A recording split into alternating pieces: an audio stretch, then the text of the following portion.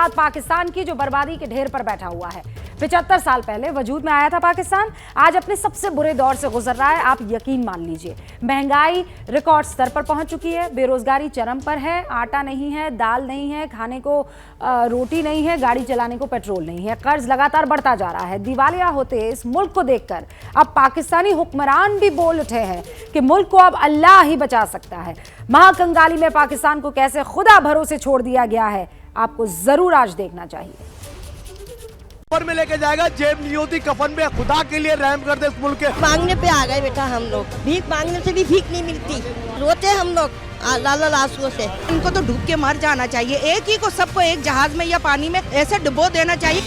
रत्ती भर उम्मीद नहीं बची पाकिस्तानियों को। जुबां पर नाकारे हुक्मरानों की नालायकी का जिक्र है और दिल में बर्बादी का अथाह दर्द। मुल्क की बर्बादी का तमाशा देखकर पहले अवाम छाती पीट रही थी, अब इल्म शरीफ साहब के सिपह सालारों को भी हो चुका है, जो चीख चीख कर कह रहे हैं कि अब पाकिस्तान को अल्लाह ही बचाएगा। इंशाल्लाह हम इस पॉगमार से निकलेंगे, पाकिस्तान इंशाल्लाह तरक्की करे। मेरा ईमान है पाकिस्तान दुनिया में रहने के लिए अल्लाह ताला ने कायम किया है। ये एक वाहिद मुल्क है जो कलमा शरीफ के नाम पे बना था, इवन सऊदी अरेबिया कलमा शरीफ के नाम पे नहीं बना।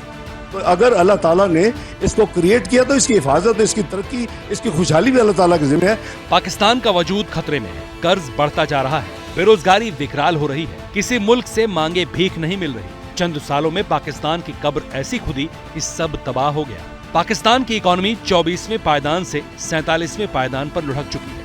मुल्क की 90% GDP कर्जों के दलदल में धंस चुकी है। महंगाई का ग्राफ 25% के करीब पहुंच चुका है। पाकिस्तान पाताल समाधि लेने वाला है, देर से ही सही, लेकिन डींगे हाँकने वाली और रियाया को उल्लू बनाने वाली शरीफ सरकार को ये सच समझ आ चुका है। पाकिस्तान भुगत रहा है।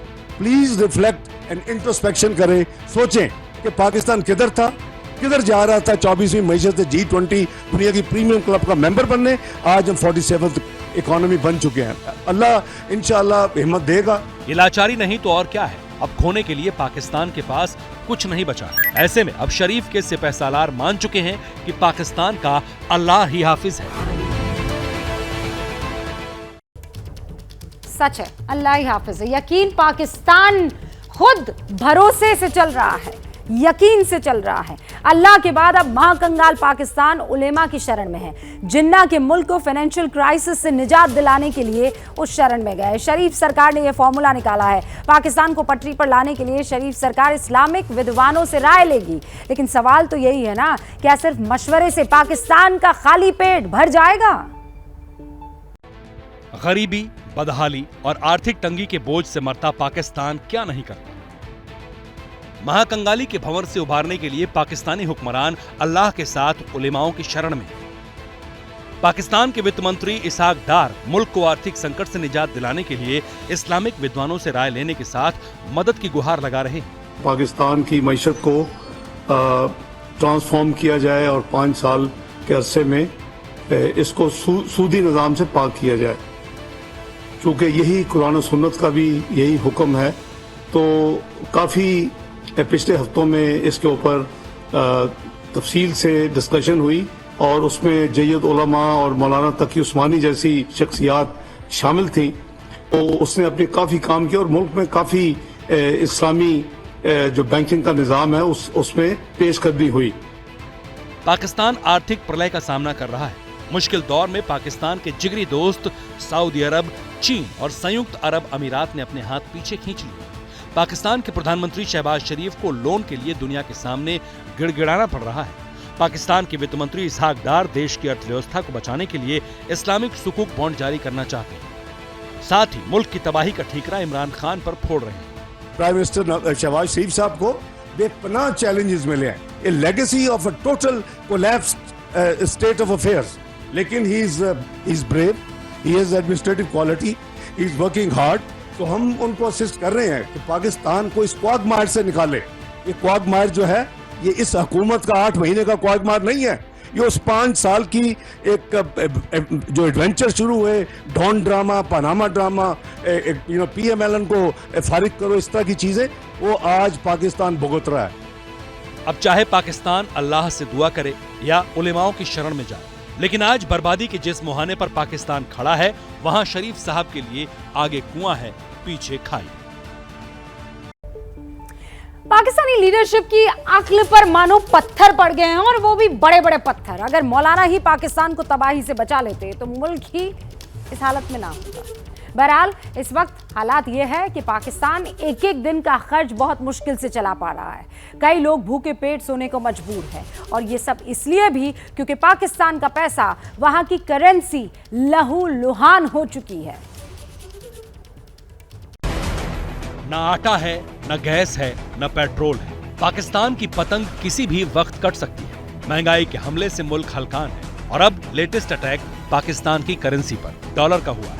शहबाज ने जैसे ही IMF की कठोर शर्तों के सामने झुकने के संकेत दिए, पाकिस्तान का रुपया खूनम खून हो गया। एक वक्त तो $1 की कीमत 268 पाकिस्तानी रुपए के पास चली गई। आजकल ना तो डॉलर पकड़ा ही नहीं जा रहा। डॉलर के पीछे भागते भागते हमारा जो रुपया है वो हलकान हो चुका है, और गुज़श्ता 2 रोज़ में 32 रुपये इजाफे के बाद इंटरबैंक में डॉलर 262 रुपये का हो गया, और जबकि ओपन मार्केट में डॉलर 267 रुपये 65 पैसे तक जा पहुंचा, और मजीद भी इजाफा जारी है। पाकिस्तान की इस हालत को श्रीलंका वाले क्राइसिस से भी समझा जा सकता है। श्रीलंका के पास 1.8 अरब डॉलर का रिजर्व रह गया था, और जब $1 के मुकाबले उसके रुपए की कीमत 270 तक गिरी तो उसने खुद को दिवालिया घोषित कर दिया था। यही सूरत हाल पाकिस्तान का बनता दिख रहा है। पाकिस्तान के पास अभी 3.7 अरब डॉलर का रिजर्व है, जबकि उसकी करेंसी की वैल्यू शुक्रवार को ओपन मार्केट और इंटर बैंक एक्सचेंज दोनों जगह धड़ाम से गिरी। 32 रुपए का डॉलर का फर्क आया, जो कि अप्रोक्सीमेटली 15% के करीब चला जाता है ये। ओके। अब देखने वाली बात है क्या है कि हम यहाँ रुक जाएंगे? मुझे तो नहीं लगता। ये हाइप आई है, ये बेसिकली आई डी कैप करने की वजह से। ओके। जो गवर्नमेंट ने डी कैप किया इसको, उसकी वजह से ये हालात सारे पैदा हुए हैं इसमें। और ये भी क्यों किया? ये इसलिए किया कि इनके ऊपर प्रेशर था IMF का, जी अगर आपको लोन चाहिए और अपने रिजर्व्स आप इंक्रीज करना चाहते हैं तो आपको उसको डी कैप करना पड़ेगा। बात यह है जी कि इतने अरसे से आप जो तंग हो रहे थे, मसले मसाइल में थे, आपने कोई और पॉलिसी क्यों नहीं डिफाइन की? सवाल पाकिस्तान के हुक्मरानों से है, लेकिन उनके पास बगले झांकने के अलावा कुछ नहीं। पाकिस्तान ने कर्ज मांगने के लिए हर चौखट पर नाक रगड़ी, लेकिन हर बार मायूसी हाथ लगी। खबर है कि पाकिस्तान आखिरी मौके पर अमेरिका की दहलीज पर गया और IMF की टीम से मान मनव्वल की दरख्वास्त की। पाकिस्तान का दावा है कि IMF का एक प्रतिनिधिमंडल पाकिस्तान आएगा, लेकिन IMF की शर्तों में ढील नहीं है। यानी पाकिस्तान को गैस, बिजली के दाम बढ़ाने होंगे, बजट में ट्रांसपेरेंसी बरतनी होगी। डॉलर जो है ना, वो उसकी वजह से हर चीज आप देख लें, स्टोर के पास घी, चीनी, सब चीजें महंगी हो जाती हैं, पेट्रोल महंगा हो जाता है। तो ये हमारी गवर्नमेंट की नाकामी है ना, डॉलर को काबू नहीं कर सकते। कर्जे है और भी बढ़ते जा रहे हैं, और पाकिस्तान लॉस में ही जा रहे हैं। पहले से भी लॉस में जा रहा था, अभी और डॉलर महंगा हो रहा है तो और भी लॉस में ही जा रहा है। डॉलर रोज बरोज महंगा हो रहे हैं, इससे तो बड़े नुकसान होते हैं, क्योंकि हमारे पाकिस्तान में ज्यादातर चीजें इम्पोर्ट होते हैं ना बाहर से। जब इम्पोर्ट होते हैं तो डॉलर महंगा होता है, तो उससे डॉलर महंगे, यहाँ पे चीजें महंगी पड़ेंगी गरीब आम के लिए, तो इसका बहुत ज्यादा नुकसान होता है। पाकिस्तान में आवाम की चिंता किसे है, क्योंकि यहाँ के नेता सिर्फ कुर्सी से चिपके रहना चाहते हैं। मगर शहबाज शरीफ के लिए ये इम्तिहान का वक्त है, क्योंकि अगर वो IMF की शर्त मानकर बिजली, गैस, पेट्रोल के दाम बढ़ाते हैं, सब्सिडी खत्म करते हैं, तो फिर पहले से ही महंगाई की मारी जनता सड़कों पर उतर आएगी, और तब क्या हालात बनेंगे अंदाजा लगाना मुश्किल नहीं है। पाकिस्तान की इकोनॉमी को लेकर इस तरह की रिपोर्ट्स डराने वाली है, और इसका असर हिंदुस्तान पर भी पड़ सकता है। आप कहेंगे भाई कैसे? क्योंकि अगर पाकिस्तान का दिवाला निकलता है, वहां लाखों लोग बेरोजगार होते हैं, तो फिर उन कट्टर आतंकवादियों की दुकान चलने लगेगी। आप समझ लीजिए, जो कश्मीर के नाम पर हिंदुस्तान के खिलाफ आग उगलते हैं, साजिशें लगातार रचने की प्लानिंग करते रहते हैं। अब पाकिस्तान को UAE और सऊदी ने साफ तौर पर समझा दिया है कि अगर पाकिस्तान ने कश्मीर के मुद्दे को नहीं छोड़ा तो फिर उसे डूबने से कोई नहीं बचा सकता। जिस वक्त पाकिस्तान की करेंसी गर्त में है, अवाम खून के आंसू रो रही है, उस दौरान भी पाकिस्तान के नाकारा हुक्मरान सऊदी और UAE के सामने कश्मीर का रोना रो रहे थे। लेकिन इस बार दांव उल्टा पड़ गया। पाकिस्तान को कर्ज के दलदल से निकालने में अहम रोल अदा करने वाले दोनों खाड़ी देशों ने साफ कह दिया है कि पाकिस्तान अगर अपनी खैरियत चाहता है तो फिर उसे कश्मीर का मुद्दा भूलना होगा, उसे ठंडे बस्ते में डालना होगा। जो इंडिया साइड पे कश्मीर है, उनसे सच्ची बात यह है कि कश्मीरी भी शायद बहुत खुश होंगे। हमारी साइड पे जो कश्मीर है, वहाँ पे हमारी तरफ से कोई काम नहीं हो रहा। ये इसी से तो रोटियां चलती है कश्मीर के नाम पे। हमारे जो पॉलिटिशियंस है ना, इन्होंने अपना इमेज खुद खराब किया हुआ है। ठीक है, अभी हम बात करते हैं कि इंडिया से भी कश्मीर ले लेंगे। नहीं, अपना कश्मीर तो सीधा कर ले, पहले इंडिया से बाद में जाएंगे। ये सारी बातें हवा हवाई नहीं। इन दावों को खबर के तौर पर खुद पाकिस्तानी अखबार एक्सप्रेस ट्रिब्यून के पत्रकार कामरान यूसुफ ने छापा है। रिपोर्ट के मुताबिक दोनों देशों ने पाकिस्तान की सरकार को साफ कह दिया कि वो कश्मीर को भूल जाएं और भारत के साथ दोस्ती करके विवाद को खत्म करें। इतना ही नहीं, कश्मीर से अनुच्छेद 370 हटाए जाने को लेकर पाकिस्तान जो शोर मचा रहा है, उस पर भी सऊदी अरब और यूएई ने शहबाज सरकार को चुप्पी साधने के लिए कहा है। यूएई तो पाकिस्तान की आपत्तियों को दरकिनार करते हुए कश्मीर में बड़े पैमाने पर निवेश करने जा रहा है। जैसे जैसे पाकिस्तान की मईशत जो है वो डूब रही है, हमारे लिए मुश्किलात बढ़ रही हैं, तो अब जो हमारे दोस्त ममालिक हैं, इवन वो भी हमें ये एडवाइस कर रहे हैं कि आप भारत के साथ अमन करें और कश्मीर पर समझौता कर लें और कश्मीर को भूल जाएं। उसमें सऊदी अरब है, उसमें मुत्तहिदा अरब अमारात है। अब ये जो दोनों ममालिक हैं, ये पाकिस्तान की ज़ाहिर है कि मुश्किल औकात में मदद भी करते हैं। अब ये जो ममालिक हैं पाकिस्तान को ये एडवाइस कर रहे हैं कि आप जो हैं वो कश्मीर को भूलें और आगे चलें। एक वक्त था जब पाकिस्तान कश्मीर के नाम पर ऑर्गेनाइजेशन ऑफ इस्लामिक कोऑपरेशन यानी OIC की धौंस दिखाता था, क्योंकि तब उसे सऊदी जैसे मुल्कों का साथ मिलता था। लेकिन रिपोर्ट्स के मुताबिक अब सऊदी ने शहबाज को दो टूक कह दिया कि OIC कश्मीर पर पाकिस्तान का सपोर्ट नहीं करेगा। पाकिस्तान के पास दो ऑप्शन है, या तो कश्मीर पर रुदाली करता रहे या फिर रोती हुई आवाम के लिए रोटी का इंतजाम करे।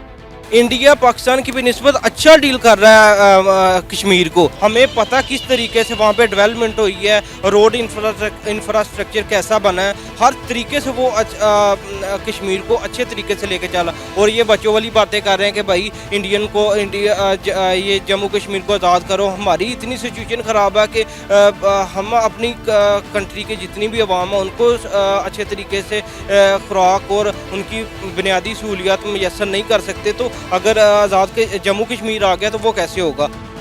इससे पहले ऐसी खबरें आई थी कि यूएई ने जनरल बाजवा और पाकिस्तान के पूर्व वजीर आजम इमरान खान के दौर में भारत के साथ बैक चैनल बातचीत का इंतजाम किया था। कहा जाता है कि कश्मीर को लेकर जनरल बाजवा भारत के साथ समझौते को सहमत हो गए थे, लेकिन तब इमरान खान अचानक से पीछे हट गए थे। मगर यूएई ने अब साफ कह दिया कि पाकिस्तान को अपने मुस्तकबिल को बचाना है तो फिर शांति के रास्ते पर आगे बढ़ना ही होगा। देखिए, पाकिस्तान अगर सलाह मान लेता है, जिसका हमें पूरा यकीन है कि वो नहीं मानेगा, क्योंकि ये हो ही नहीं सकता है, लेकिन फिर भी चलिए हम ऑप्टिमिस्टिक होकर सोच लेते हैं कि पाकिस्तान ये सलाह मान ले, तो फिर बात क्या होगी। उसने जो अपनी बर्बादी का रास्ता तय कर लिया है, उससे वो बच जाएगा। आज ये मुल्क अपने आप को गर्त में ले जा रहा है, जीते जी लोगों को जहन्नुम दिखा रहा है।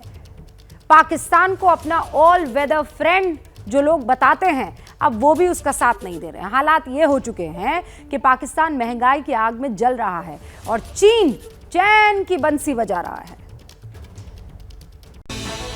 पाकिस्तान को अपने कर्ज के बोझ से गुलाम बनाने चीन इस वक्त जिन्नालैंड की तबाही का मंजर चुपचाप देख रहा है। जो चीन हर वक्त पाकिस्तान की मदद के लिए दिल खोलकर आगे खड़ा रहता था, वही चीन अब पाकिस्तान को दूध में पड़ी मक्खी की तरह निकालने पर आमादा है। मेरा वैसे चाइना आना जाना भी काफी रहा है और चाइना के मुसलमान बड़ी मुश्किल में रहते हैं। जितना आप हम समझते हैं ना कि चाइना हमारा दोस्त है, चाइना सिर्फ इंटरेस्ट का दोस्त है। चाइना के मुसलमानों का हाल मेरे ख्याल दुनिया की सबसे बुरा हाल। लेकिन चीन पाकिस्तान का स्याह सच जानता है। इसकी वजह है कि पाकिस्तान सुरसा के मुंह जैसा है, जिसमें जितना भी कर्ज डालो वो भरता ही नहीं। इसलिए ड्रैगन का अल्टीमेटम आ चुका है, अगर पुराना हिसाब चुकता करोगे तो ही नया बही खाता चालू करूंगा। चाइना ने ये कहा है कि पाकिस्तान के जितने भी प्रोजेक्ट्स में मैंने काम किया है, पाकिस्तान को जितने भी मैंने लोन दिया है, उनकी वसूली मुझे चाहिए और एक डेट रेकमेंड की गई है। उस डेट के मुताबिक हमें ये जो हमारी पेमेंट है वो हमें रिसीव हो जाए। अगर हम देखें चाइना की बात, चाइना को हमें हमेशा जो है वो कंसीडर किया गया है कि वो हमारा एक दोस्त है और हमेशा उसने हमारी सपोर्ट किया, लेकिन आज चाइना पाकिस्तान के मुश्किल हालात में पाकिस्तान का साथ छोड़ा है। लेकिन ठनठन गोपाल पाकिस्तान को चीन से नया माल मिल जाए इसकी गुंजाइश कम है, क्योंकि पाकिस्तान को चीन के अलावा दुनिया के कई मुल्कों का कर्ज चुकाना है और कर्ज चुकाने के लिए पाकिस्तान के पास डॉलर बचे नहीं। तकरीबन 20 से 22 अरब डॉलर के करीब सिर्फ कर्जों की अदायगियां हैं जो कि हमें साल 2023 में करनी है, जिसमें से 6 अरब डॉलर के करीब ऑलरेडी पाकिस्तान रोल ओवर करवा चुका है और 8 अरब डॉलर के करीब जो अमाउंट है वो हमें इस साल के आखिर में अदा करना है। तो मेरा ख्याल है कि पाकिस्तान को खुद भी ये सोचने की जरूरत है कि आया जब 4 अरब डॉलर के करीब आपके रिजर्व्स रह चुके हैं और उसमें से अगर आप 50 करोड़ डॉलर दे देते हैं तो फिर आपके पास बचेगा क्या? आप खुद तबाही के दहाने पर खड़े हुए हैं। लेकिन चीन आंख तरेर रहा है, इसलिए सीने पर पत्थर रखकर शहबाज शरीफ ने पहले से कंगाल हो चुके फॉरेन रिजर्व से डॉलर्स का एक बड़ा हिस्सा चीन के कमर्शियल बैंक में जमा करवाना पड़ा। लोग मानते हैं कि पाकिस्तान को डुबोने के पीछे हुक्मरानों की गलत नीतियां, कमजोर प्लानिंग है, करप्शन को फ्री हैंड देना। DCOs वो रकम लेके एक 4 अरब रुपए और दूसरा 3 अरब रुपए लेकर मुल्क से फरार हो जाते हैं। एक आज़रबाईजान जाकर बैठ जाता है और दूसरा यूरोप के किसी मुल्क में छुट्टियां मनाने चला जाता है। तो मैं कहती हूँ ऐसे सिस्टम के ऊपर लानत है जहाँ पे DCOs सरकारी मुलाजमीन आपके पैसे लेकर फरार हो जाए। ऐसी पीपल्स पार्टी को भी मेरा ख्याल है तख्ता-ए-दार के ऊपर दोबारा लटका देना चाहिए और ऐसी गवर्नमेंट के मुलाजमीन को भी जो कि आपकी हलाल की कमाई जो है उसको लेकर फरार हो जाए।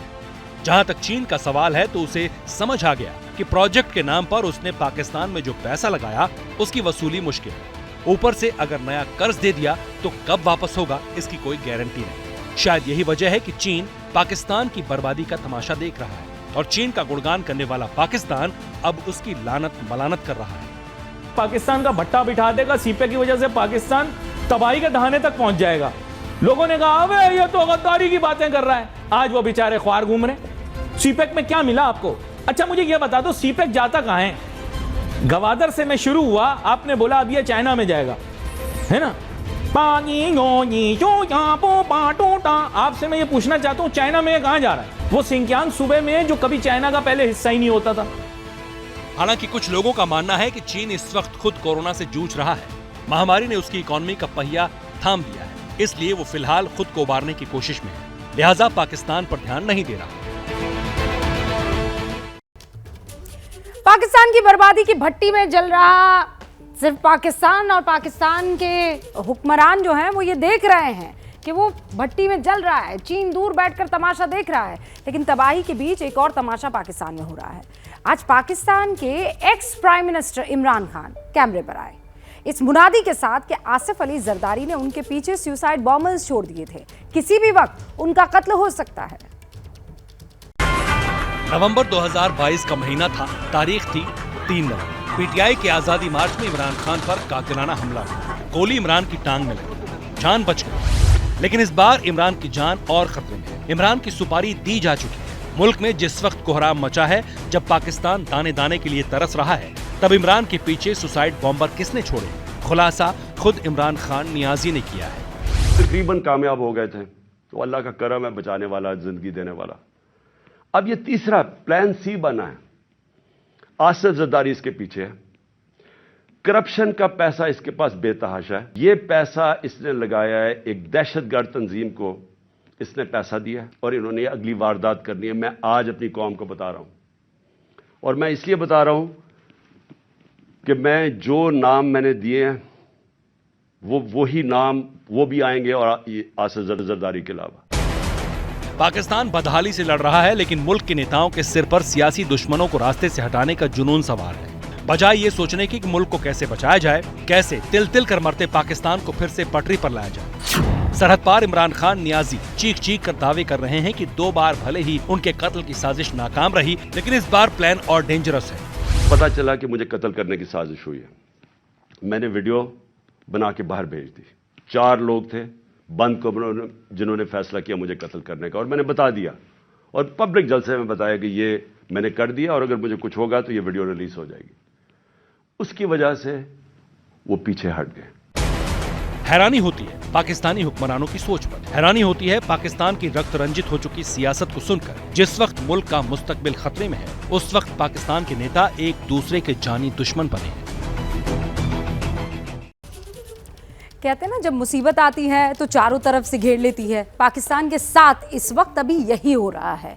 मुसीबत आई है, चौतरफा घेर लिया है। अभी तक पाकिस्तान महंगाई और मंदी से जूझ रहा था, लेकिन ऐन वक्त पर कराची से बेहद डराने वाली तस्वीर सामने आई है। पाकिस्तान में अनजान बीमारी की चपेट में आकर कई बच्चों की मौत हो गई है।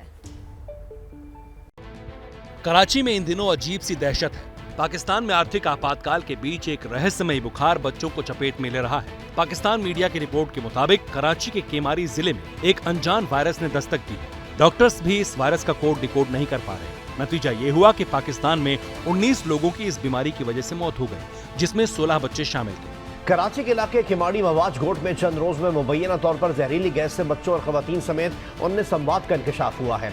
हलाक अफराद को बुखार, गले में सूजन और सांस में तकलीफ की शिकायत थी। कराची में फैली इस अनजान बीमारी को लेकर अलग अलग थ्योरी सामने आ रही हैं। कोई इसे गैर कानूनी फैक्ट्रियों से उठने वाले धुएं और जहरीली गैस से जोड़ रहा है, तो कोई कह रहा है ये खसरा हो सकता है।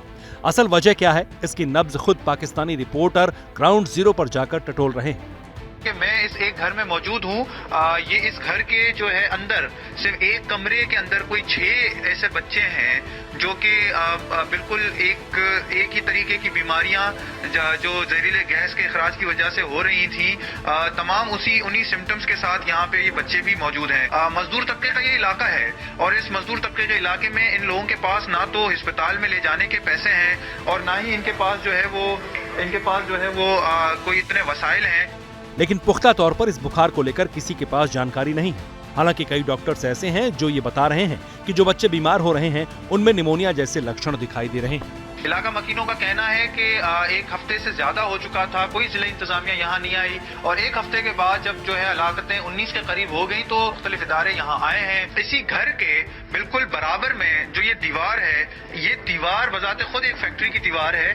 अगर मेरे कैमरामैन आपको दिखाएं, इसी दीवार की जो है वो दूसरी तरफ फैक्ट्री कायम है जहाँ से जो है वो ये मुख्तलिफ किस्म के धात हैं वो जलाए जाते हैं और इसी का धुआं इसी घर में आता है जहाँ पे ये 6 बच्चे शदीद जो है वो मुश्किलात में बहुत ही बीमार हालत में यहाँ पर मौजूद हैं।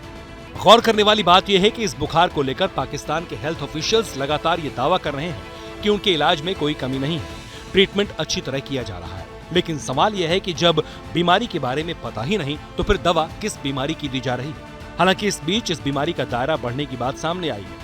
पता चला है कि पहले पाकिस्तान के पंजाब में भी इसी तरह 12 लोगों की मौत हो गई।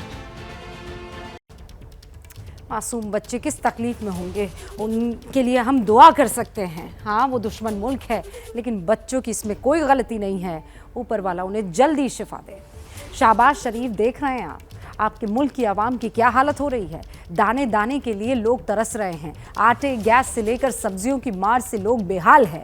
आगे आने वाला वक्त कैसा होने वाला, इसका ट्रेलर आज रिलीज हो गया है। भुखमरी के हालात से जूझते हुए पाकिस्तान में अब लूटपाट शुरू हो चुकी है। जब लोगों को आटा नहीं मिल रहा तो मुर्गियां चुराने लग गए हैं।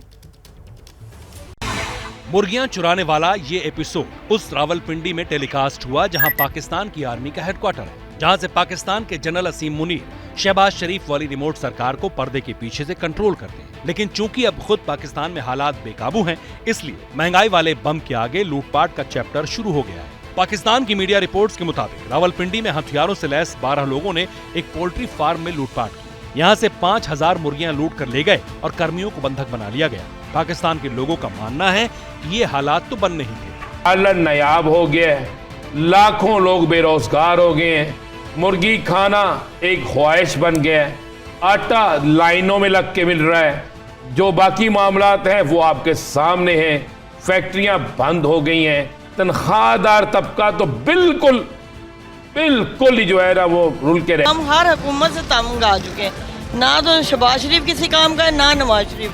हर चीज़ अवाम ने करनी है तो हमें बताएं इनको वोट डालने का क्या फ़ायदा है। मेरा कोई कमाने वाला नहीं, मेरे शौहर का इंतकाल हो गया हुआ, ना भाई है ना बाप है, लेकिन हमें पता हम अपने घर का सर्कल कैसे।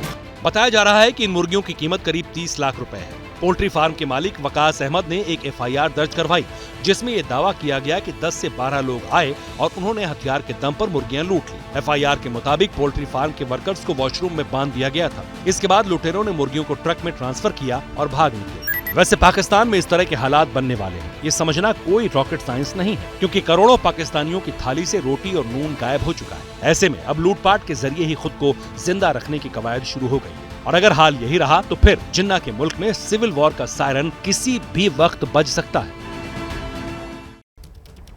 गजब मुल्क है, मतलब मुर्गियां चुराई जा रही है। महंगाई के मोर्चे पर लड़ा है पाकिस्तान वहां पर, और किस किस मोर्चे पर वो तो आपने देख लिया, लेकिन असल जंग तो वहां रूस और यूक्रेन के बीच छिड़ी हुई है। पिछले 11 महीने से असली जंग जारी है वहां पर, और ये जब नई तबाही के संकेत दे रहा है तो चिंता हो रही है, क्योंकि नाटो मुल्क ने यूक्रेन को नए सिरे से इक्विप्ड करने का फैसला ले लिया है। लेकिन अमेरिका के फॉर्मर प्रेसिडेंट डोनाल्ड ट्रंप इस फैसले को न्यूक्लियर वॉर की आहट बता रहे हैं।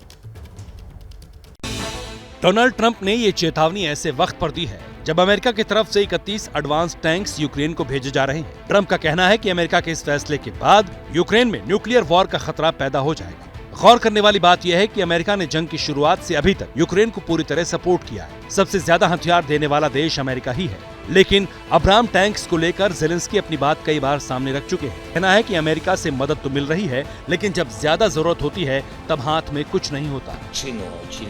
इस वक्त डोनेट्स्क के इलाके में सिचुएशन काफी गंभीर बनी हुई है। खासकर बाखमुत और वोहलेडार के पास सिचुएशन क्रिटिकल है। हमलावर लगातार आगे बढ़ रहे हैं और हमारे गांव और दूसरे इलाकों को अपने कब्जे में ले रहे हैं। गौर करने वाली बात यह है कि अभी तक अमेरिका ने उन हथियारों को यूक्रेन की जमीन पर नहीं भेजा जिनकी रेंज रूस तक है, यानी ऐसे आर्म्स दिए हैं जो सिर्फ यूक्रेन के डिफेंस के लिए कारगर है। मगर इस बार M1 अब्राम टैंक्स के जरिए ये लकीर पार हो रही है, क्योंकि अगर यूक्रेन ने इन्हें रूस के बॉर्डर पर लगा दिया तो फिर हमला रूस की जमीन पर बारूद गिरा सकता है। और ज़ेलेंस्की लगातार ऐसे हथियारों की मांग कर रहे हैं। रूस की आर्मी के पास आर्टिलरी, एविएशन, मिसाइलें सब कुछ मौजूद है और इसे सिर्फ हथियारों के दम पर ही रोका जा सकता है। अमेरिका की देखा देखी अब यूरोप के कई मुल्क यूक्रेन को नए सिरे से हथियारों से लैस करने के लिए वचन दे रहे हैं। जर्मनी, ब्रिटेन टैंक और मिसाइल दे रहे हैं, लेकिन रूस का कहना है कि इस तरह की मदद नाटो को जंग में डायरेक्ट पार्टी बना रही है। और पुतिन कह चुके हैं कि वो अपनी जमीन बचाने के लिए किसी भी हद तक जा सकते हैं। आप पुतिन का अंदाज जान चुके हैं, दुनिया भी जान चुकी है, लेकिन नाटो मेंबर्स भी साफ तौर पर रूस से टकराव की बात नहीं करते हैं। इसी तरह का बिहेवियर चीन का भी है, लेकिन मैटर अलग है। कोरोना वाली महातबाही का शिकार चीन वायरस की बर्बादी को छिपाने के लिए लाख कोशिशें कर रहा है। चीन की हेल्थ मिनिस्ट्री इसे लेकर नए नए आंकड़े रिलीज कर रही है। अब जो नई चीज, नई तस्वीर आई है, वो भी आप देख लीजिए। चीन भले ही नए साल के जश्न में डूबा है, लाखों करोड़ों लोग भले ही एक शहर से दूसरे शहर जा रहे हैं, लेकिन कई एक्सपर्ट्स को अभी भी लगता है चीन का कोरोना वाला फाइनल अटैक अभी बाकी है। सोशल मीडिया पर इस वक्त भी चीन में कोरोना से तबाही वाले कई वीडियो सर्कुलेट हो रहे हैं, लेकिन चीन की हेल्थ अथॉरिटीज का दावा है कि कोविड वाली खतरनाक लहर गुजर चुकी है। ये कल की बात है। चाइना के centre for disease control CDC का मानना है कि अस्पतालों में भीड़ कम हो रही है। चीन की हेल्थ मिनिस्ट्री का डेटा कहता है कि जनवरी के शुरुआती हफ्ते में मरीजों की संख्या काफी ज्यादा है। अस्पताल फुल थे। इसी दौरान मरीजों की मौत का आंकड़ा भी बढ़ गया, लेकिन अब मरीजों की संख्या में 70% की कमी आई। CDC का कहना था कि इसकी शुरुआत पहले से हो चुकी थी। पता चला था कि 23 दिसंबर को चीन में कोरोना की वजह से 28 लाख से ज्यादा लोग अस्पताल गए थे, लेकिन अब ये संख्या हजारों में रह गई।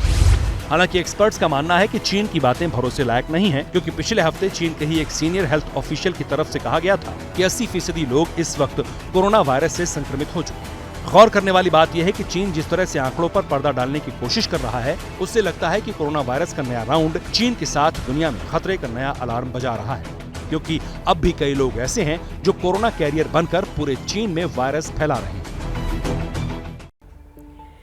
चीन में कोरोना से मौत का जो जलजला आया था, उसकी रफ्तार कब थमेगी ये कोई नहीं जानता है, लेकिन इस बीच धरती के नीचे जलजले को लेकर चौंकाने और डराने वाली रिपोर्ट सामने आई है। नेपाल में मंगलवार को एक भूकंप आया था, आपको याद होगा। उसने NCR समेत देश के कई हिस्सों को हिला दिया था। वो भूकंप तो चला गया, लेकिन सवाल छोड़ गया है, क्या कोई बड़ा झटका वाकई आने वाला है? क्या हिमालय से निकलने वाली महातबाही अभी बाकी है? भूकंप को लेकर तारीख और समय की भविष्यवाणी हो सके, अब तक ऐसा कोई सिस्टम नहीं बना, लेकिन जलजले को लेकर वैज्ञानिक जो आशंका जाहिर कर रहे हैं वो बेहद डराने वाली है। कानपुर IIT की रिसर्च के मुताबिक भारत के हिमालयन रेंज यानी उत्तराखंड और हिमाचल प्रदेश में ऐसे भूकंप का खतरा सिर उठा रहा है, जिसकी तीव्रता 7.8 से 8.5 के बीच रह सकती है। सवाल ये है कि क्या उत्तराखंड एरिया में 7.5 to 8.5 मैग्नीट्यूड का और हिमाचल में अर्थक्वेक आ सकता है? तो उसका उत्तर है हाँ, आ सकता है। अब सवाल ये है, इस तरह का भूकंप कब आ सकता है, इसकी टाइमिंग क्या होगी? इन सवालों का मुकम्मल जवाब मिलना भले ही अभी संभव ना हो, लेकिन भूकंप की टाइमलाइन में दाखिल हो चुकी है। 1934 में एक बड़ा भूकंप था, जो कि 8.4 के आसपास का था, if I am not wrong. तो वो आ चुका। उसके बाद जो है 2015 का है, वो छोटा माना जा रहा है, 7.6 का था वो। तो अब इस कंपैरिजन में अगर हम लोग देखते हैं तो 1505 के बाद हमारे पास कोई बड़ा भूकंप इस इलाके में नहीं है, तो आने की संभावनाएं हैं यहाँ पे। इस भूकंप की आशंका जताई जा रही है गढ़वाल और कुमाऊं उसके एपिसेंटर हो सकते हैं। भूकंप का ये झटका इतना बड़ा होगा कि असर पूरे उत्तर भारत पर होगा, मतलब मैदानी से लेकर पहाड़ी इलाके तक हर इलाका इसकी जद में होगा। और जिस वक्त नेपाल में भूकंप की चर्चा हो रही थी, उसी दौरान नेपाल में एक और बड़ा डेवलपमेंट हो रहा था। नेपाल की काली गंडक नदी से उन दिव्य शिलाओं को निकालकर अयोध्या रवाना कर दिया गया है, जिनसे भगवान राम और माता सीता की मूर्तियां बनाई जाएंगी। शालिग्राम वाली शिला का क्या महत्व है, अब इस रिपोर्ट से आप समझिए।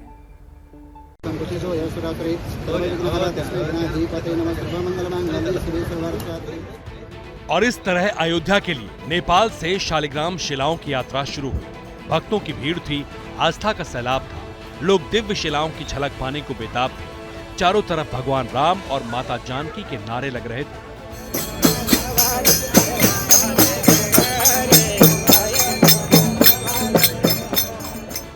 असल में नेपाल से जो दो बड़ी शिलाएं अयोध्या की तरफ रवाना हुई हैं, उनमें से श्री राम और सीता की मूर्ति बनाई जाएगी। मान्यता है कि ये शिलाएं करीब 6 करोड़ साल पुरानी हैं। 40 टन वजनी दोनों शिलाएं नेपाल की काली गंडकी नदी से निकाली गई थी। तस्वीरें उस वक्त की हैं जब नेपाल के पोखरा से पत्थर लेकर ट्रक निकल चुके हैं। जनकपुर में विश्राम के बाद ये ट्रक मुजफ्फरपुर के लिए रवाना होंगे। मुक्तिनाथ का बाजू से नजदीक से काली गंडकी नदी बह के आया है और वो नदी जाके इंडिया में वही गंगा सागर में मिला हुआ है। वही चीज जो सिर से जो उत्पन्न हुआ है उसका शिला लेके जाके वो मंदिर में राम के रूप में। जानकारी के मुताबिक ये दोनों शिलाएं जियोलॉजिकल और आर्कियोलॉजिकल एक्सपर्ट्स की देखरेख में निकाली गई हैं। 26 जनवरी को इन्हें ट्रक में लोड किया गया था। रास्ते में इन शिलाओं के दर्शन और स्वागत के लिए जगह जगह लोग जुटे हैं। उस टाइम से अभी तक वो कुछ नहीं हुआ इसका, तो अभी इसका वो लाखों वर्ष तक ये कुछ नहीं होता इसका। शिला यात्रा के साथ ही करीब 100 लोग चल रहे हैं। विश्राम स्थलों पर उनके ठहरने की व्यवस्था है। कई लोगों का मानना है कि इन शिलाओं से जो मूर्तियां बनेंगी वो गर्भगृह में रखी जाएंगी। हालांकि इस पर अंतिम फैसला राम मंदिर ट्रस्ट ही लेगा। अब सवाल है, आखिर शालिग्राम शिलाओं का महत्व क्या है, क्यों इन्हें नेपाल से मंगाया जा रहा है? तो इस पर जानकारों का मानना है कि जिस तरह शिवलिंग को भगवान शिव का स्वरूप माना जाता है, उसी तरह शालिग्राम को भी भगवान विष्णु का अवतार माना जाता है। और उम्मीद है कि बिल्कुल सेफली ये शिलाएं जो हैं वो पहुंच आए, और यही दुआ है कि हर जगह शांति कायम रहे, सब महफूज रहें। लेकिन रूस और यूक्रेन की जंग के बाद नए वॉर की आहट भी अब शुरू होने लगी है। आज जिस वक्त अमेरिका यूक्रेन को टैंक्स देने की फाइनल तैयारी कर रहा था, उसी दौरान अमेरिका के एक हाई रैंकिंग जनरल का ये बयान सामने आया कि ताइवान को लेकर अमेरिका और चीन के बीच टकराव हो सकता है, फुल फ्लेज्ड वॉर हो सकता है। ताइवान को लेकर एक बार फिर अमेरिका ने चीन के खिलाफ जंग की टाइमलाइन प्रेडिक्ट की है, और इस बार जंग की भविष्यवाणी किसी और ने नहीं बल्कि यूएस एयरफोर्स के 4 स्टार जनरल ने की। जनरल माइक मिन्हान ने दावा किया है कि 2025 में चीन और अमेरिका के बीच ताइवान को लेकर आर पार की जंग हो सकती है। जनरल माइक मिन्हान ने अपने कमांडर से कह दिया है कि इसी साल हर तरह की सिचुएशन के लिए तैयार हो जाना चाहिए। असल में पहले अमेरिका और चीन के बीच जंग को लेकर जनरल के नाम का एक इंटरनल मेमोरेंडम फ्लोट हुआ था। इसमें चीन के खिलाफ टकराव की बात कही गई थी। हालांकि बाद में पेंटागन की तरफ से इसे वेरीफाई किया गया। बताया गया कि एयर मोबिलिटी कमांड के चीफ जनरल माइक मिन्हान ने चीन से टकराव की आशंका जाहिर की है। उनका कहना था कि अमेरिका का मेन टास्क चीन को हराना है। उनकी तरफ से यह भी कहा गया कि 2025 में जंग के सूरत हाल बन रहे हैं। अब ये किसी से छिपा नहीं कि ताइवान को लेकर अमेरिका और चीन कई दिन से आमने सामने है। चीन कह चुका है कि अमेरिका आग से खेल रहा है, जबकि अमेरिका का कहना है कि वो ताइवान को सपोर्ट देता रहेगा।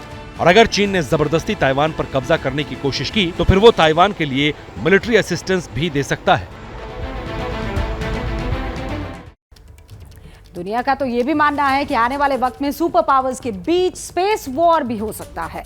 वो भी एक सीन क्रिएट हो सकता है। हालांकि ये कब होगा, कितना विनाशक होगा, ये कहना मुश्किल है। लेकिन जहां तक स्पेस की बात है तो उसे लेकर एक बड़ा डेवलपमेंट हुआ है। पता चला है कि अंतरिक्ष से एक एस्टेरॉयड जो है वो धरती के बहुत करीब से गुजरा है।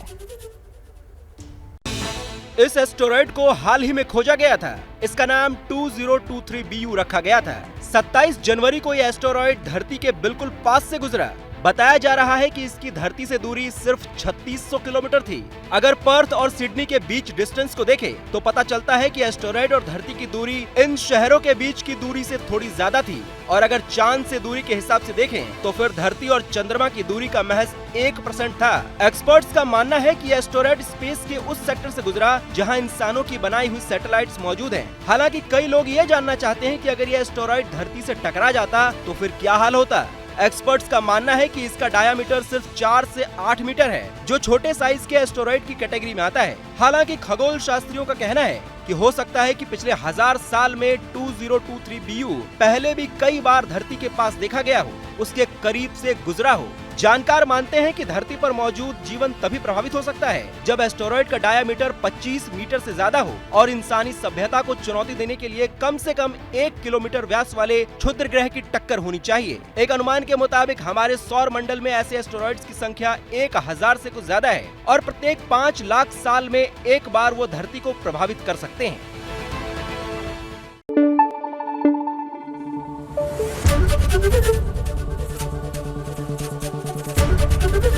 ABP न्यूज आपको रखे आगे।